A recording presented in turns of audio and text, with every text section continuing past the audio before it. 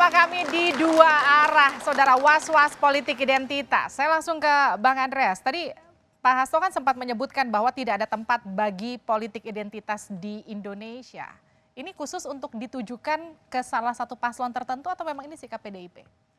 Jadi gini Livis, biar kita punya pandangan tentang politik identitas ini lebih jelas itu. Ini bukan hanya persoalan Indonesia, tapi ini adalah masalah demokrasi, penurunan degradasi demokrasi dunia. Bahkan terjadi di negara-negara Eropa sekalipun yang kita tahu bahwa ini adalah negara-negara yang pro terhadap demokrasi. Kita tahu bagaimana di Austria gitu dengan FPO-nya, Heinz Christian Strache mendorong politik identitas ini untuk anti terhadap para imigran. Bagaimana Donald Trump mengkampanyekan American First. Iya, di Amerika juga digunakan. Ya, ini menjadi terkuak ke seluruh dunia ketika peristiwa yang terjadi pada di dalam pemilu tahun berapa tuh ketika Donald Trump menang kemudian dia kalah lagi gitu. Nah, sehingga politik identitas ini erat kaitannya dengan populisme.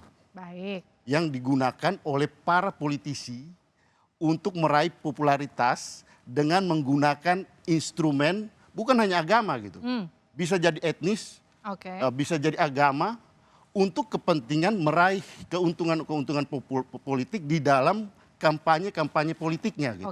Nah, ini yang dilihat berbahaya terhadap demokrasi yang kita bangun. Kalau sudah tahu bahaya, kenapa itu masih dipakai di Indonesia? Nah justru itu makanya tadi misalnya Pak Hasto sampaikan itu atau ya banyak para pemerhati di bangsa ini sendiri pun kita mengedepankan prinsip gotong royong, kita membangun demokrasi. Nah bahayanya politik identitas tersebut karena dia mengabaikan aspek pluralitas di dalam politik. Tapi kalau tadi Pak Gus Coy dan juga Pak Iqbal sempat menyebutkan bahwa sebetulnya itu nggak ada yang jadi masalah. Nah, asal yang Gus Coy sampaikan tadi itu identitas. Gitu.